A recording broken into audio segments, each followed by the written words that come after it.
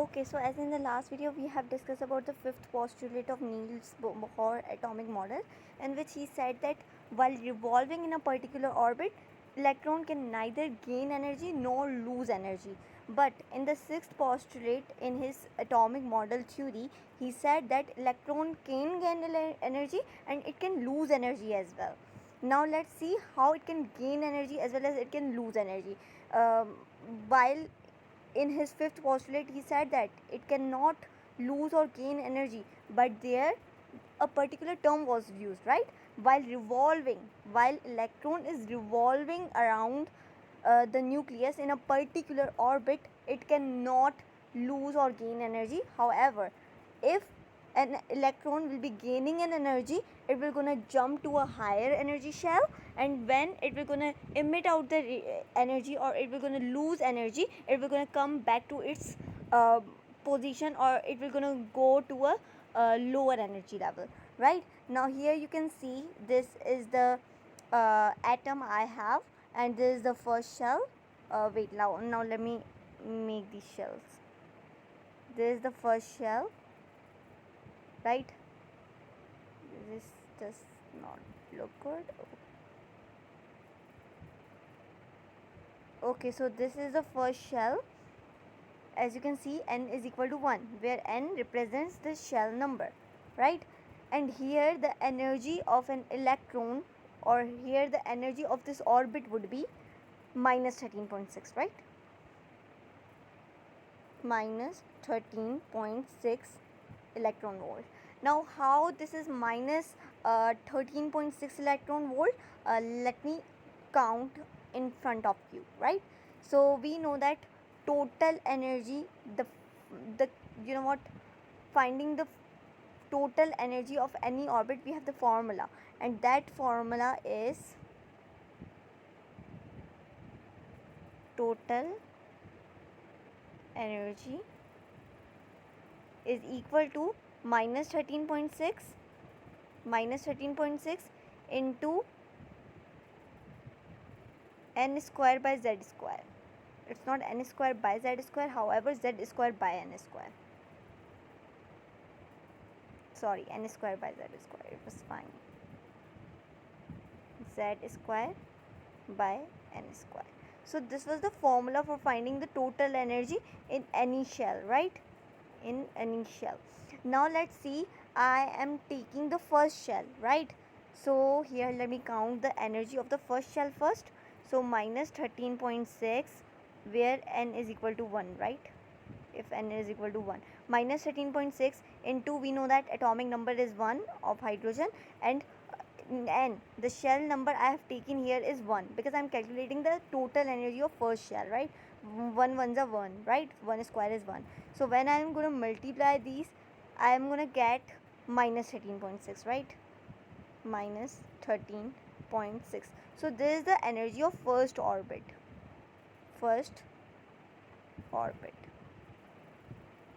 This is the energy of first orbit, right? So as you can see, I have written here minus 13.6. Now the energy of second orbit is, wait, now I'll count in front of you. This is the second orbit, right? Now let me count this. If I have n number equal to 2, right? Now I'm calculating the total energy of the second shell. So minus 13.6, again that same formula, into atomic number is 1. Now the shell number is 2, and we need to take the square of that. 2 2s are 4, right? When I'm going to divide minus 13.6 by the 4, I'm going to get minus 3.4, right? And this is the energy of second orbit.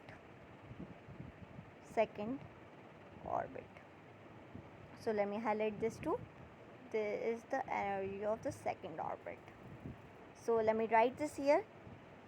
What energy I have gotten in the second shell of hydrogen atom is minus 3.4 electron volt, right? Now let me count the energy of the third orbit, right? Let me count that. So this is the third orbit I have. right? Now let's count its energy. Again that same formula where n is equal to 3, right? Minus 13.6 into 1 by, now I have n number is 3, right? And 3 3s are 9. 3 3s are 9. So here I am going to divide minus 13.6 by 9, and I am going to get then minus 1.51 electron volt, and this is the energy of the third orbit, right? Third orbit. So let me highlight this as well. This is the energy of the third orbit, minus 1.51. So let me write this here as well. What I've gotten here is minus 1.51 electron volt. Now let's count the energy of the fourth orbit, right? So this is the basically fourth orbit I have. Let's count its energy. So n is equal to 4, right? Because we are counting the energy of the fourth orbit. Minus 13.6 into 1 atomic number by 4 4s are 16. Minus 13.6 divided by 16, we get minus 0.85 electron volt, and that is the energy of the fourth orbit.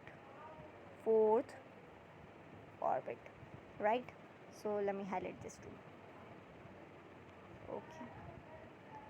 So let me write this here as well. We have got minus, wait, let me change the color, minus 0.85 electron volt, right? Now as you can see, as far we are going from the nucleus, the energy is increasing, right? Minus 13.6, we know that it is very low energy, right? Then minus 3.4 is high, then the minus 13.6, then minus 0.85 is much greater than these all energy levels, right? So as far the electron will be revolving around the nucleus, as far the energy of that orbit will be greater, right? Now as I have written, electron can either gain energy or it can lose energy. Now for example, if I have an electron which is revolving in this shell, right? I have an electron which is revolving in this shell, right? In the first shell. Now if I am gonna give energy to this electron, either this electron will be jumping to the second orbit or it can jump to the third orbit as well, right? If I'm gonna give energy to this,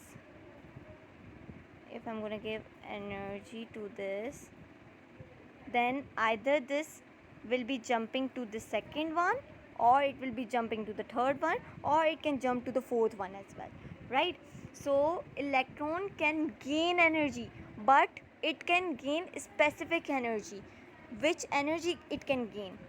For example, if an energy would be gained by electron, so for example, the energy of the first orbit plus the energy difference between the two orbits, so either that electron will be going to the second orbit, means it can jump to the second orbit, or it will be gaining the energy difference where it can go to the third orbit as well. It can gain just a specific amount of energies, it can just gain particular amount of energy or absorb particular amount of energy, right? So wait, now let me give you an example, right? Now see, I have written the formula here. Let me count here for you guys. Now see, E1 energy, we know that is what?